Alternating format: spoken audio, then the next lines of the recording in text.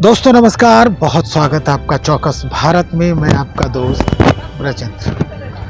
चिराग पासवान पटना पहुंचे। पटना पहुंचने के बाद मीडिया से रूबरू हुए। एयरपोर्ट पर ही कई सवाल उनसे पूछे गए। एक एक कर सारे सवालों का जवाब दिया है। क्या कुछ कह रहे हैं, सुनिए। कितना प्यार, कितना आदर और कितना स्नेह है। ऐसे में एक ऐसे व्यक्ति जिनको आप अपना आदर्श मानते हैं, जब उनका अनुभव नई ऊंचाइयां हासिल करता है तो स्वाभाविक है आपको खुशी होती है। मैंने मेरे नेता, मेरे पिता आदरणीय रामविलास पासवान जी के बाद किसी को राजनीतिक क्षेत्र में अपने आदर्श बनाया, जिनके कार्यों से मैंने सीख ली, जिनकी कार्य शैली को मैंने अपनाने का प्रयास किया, वो मेरे प्रधानमंत्री नरेंद्र मोदी जी ही हैं। और आज जब उनका अनुभव एक नए मुकाम तक पहुंचा है, मैं, मेरी पूरी पार्टी, लोक जनशक्ति पार्टी रामविलास, जहाँ एक तरफ उनको ढेर सारी बधाई शुभकामनाएं देती, तो वहीं आने वाले लंबे समय तक उनके इस आशीर्वाद का लाभ हम सबको ऐसे ही प्राप्त होता रहे, ये कामना भी करता हूं। जम्मू कश्मीर और हरियाणा में कल रिजल्ट आने वाले हैं, किस तरीके से परिणाम देख रहे हैं? देखिए, जिस तरीके से एनडीए ने, भारतीय जनता पार्टी ने मेहनत की है, जिस तरीके से हरियाणा का अगर मैं जिक्र करूं, 10 साल का भारतीय जनता पार्टी का कार्यकाल रहा है।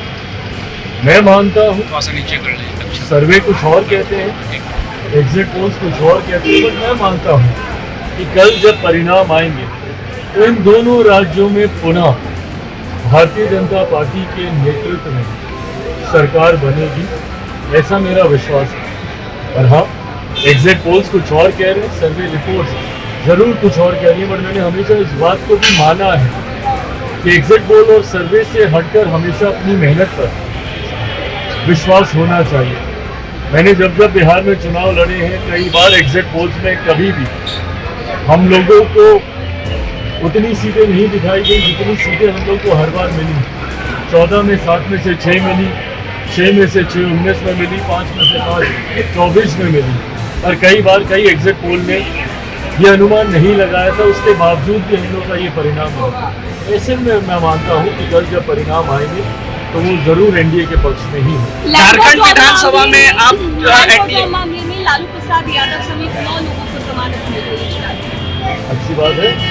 और जैसा मैंने कहा है कि न्याय प्रणाली पे हमेशा भरोसा होना चाहिए। कई बार जब ये आरोप प्रत्यारोप लगाए जाते हैं कि पॉलिटिकली मोटिवेटेड है,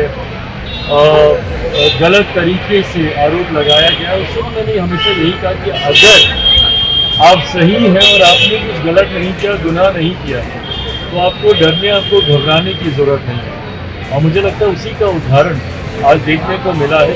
हर वो लोग जो कि कहीं ना कहीं मौजूदा केंद्र सरकार पे सिर्फ उंगली उठाने का काम करते हैं कि राजनीतिक द्वेष से या राजनीतिक भावना से इस तरीके की कार्रवाई उनके ऊपर की जाए। अगर आप सही हैं तो परिणाम आपके पक्ष में आएंगे, दोषी हैं तो सज़ा भी आप ही को भुगतना छोड़ कर जाएगी।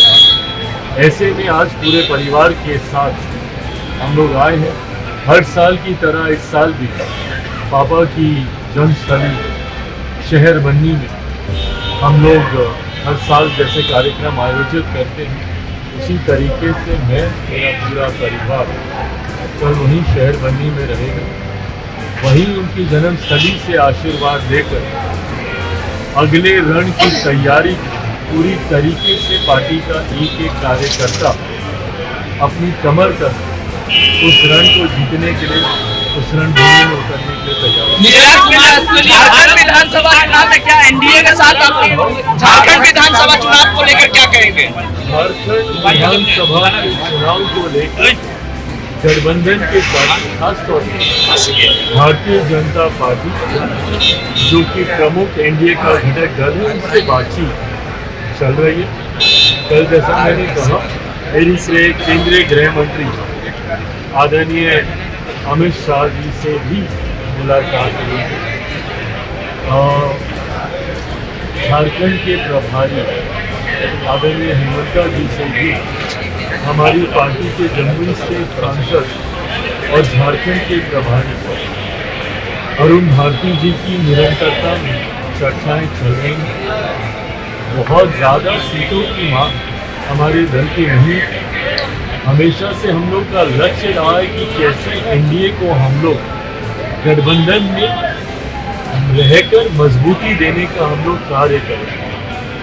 उदाहरण के तौर पर जम्मू कश्मीर में हम लोगों ने चुनाव नहीं लड़ा, हरियाणा में भी हम लोगों ने चुनाव नहीं लड़ा, और झारखंड एक ऐसा राज्य है, जब मेरा जन्म हुआ था तब बिहार और झारखंड एक ही राज्य था। ऐसे में पार्टी ने भी इस दौरान काफ़ी मेहनत की है।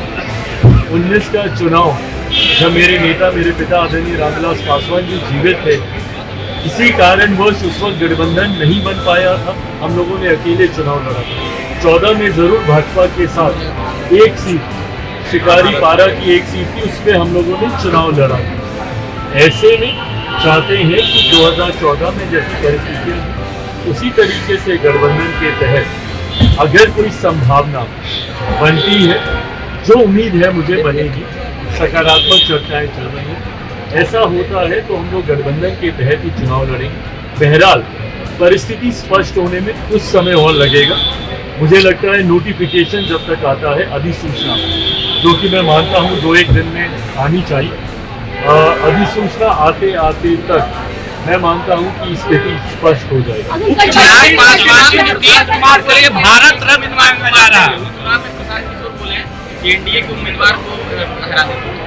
अच्छी बात है, अगर चुनावी रण क्षेत्र में उतर रहे हैं तो किसी न किसी लक्ष्य के साथ ही उतर रहे होंगे, या तो महागठबंधन को हराने के लिए या एनडीए को हराने के लिए। अगर वो अपने लक्ष्य को स्पष्ट कर रहे हैं तो ये अच्छी बात है। हमको बस वो फैसला तो जनता नहीं करना। चिराग पासवान नीतीश कुमार को भारत रत्न की मांग हो रही है, मांगा जा रहा है। नीतीश कुमार को भारत रत्न देने की मांग हो रही है। अच्छी बात है, होनी भी चाहिए और उनको बिल्कुल मिलना भी चाहिए। देखिए, मुख्यमंत्री नीतीश कुमार जी का जो राजनीतिक अनुभव है, उसकी तुलना बहुत कम राजनीतिज्ञों से की जा सकती है।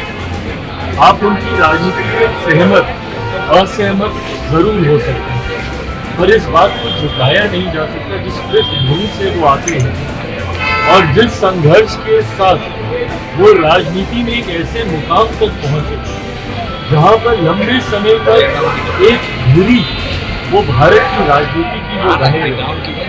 ऐसे में उनके पार्टी के नेताओं सदस्यों को लगता है, मैं भी मानता हूँ कि उनमें हर वो गुण है, उनमें हर वो सामर्थ्य है जिसके लिए भारत रत्न जैसे सम्मान से उन्हें सम्मानित किया गया। कई सवालों का जवाब दिया है चिराग पासवान ने। एक अहम सवाल चुनाव को लेकर, विधानसभा चुनाव को लेकर और झारखंड में चुनाव को लेकर, क्या अलग से लड़ेंगे चिराग पासवान, इसका भी जवाब दिया है। एक अहम बात, मुख्यमंत्री नीतीश कुमार को भारत रत्न देने की बात कही जा रही है। क्या कुछ कहा चिराग पासवान ने? स्पष्टतः सुन ही लिया है आपने। तो चलिए देखते हैं, समा बंधने वाला है, विधानसभा चुनाव में कुछ महीने और रह गए हैं। क्या कुछ परिदृश्य बदलता है बिहार के राजनीतिक गलियारे का, ये हमें इंतजार रहेगा और आप भी हमारा साथ दीजिए। बने रहिए हमारे साथ। बहुत शुक्रिया।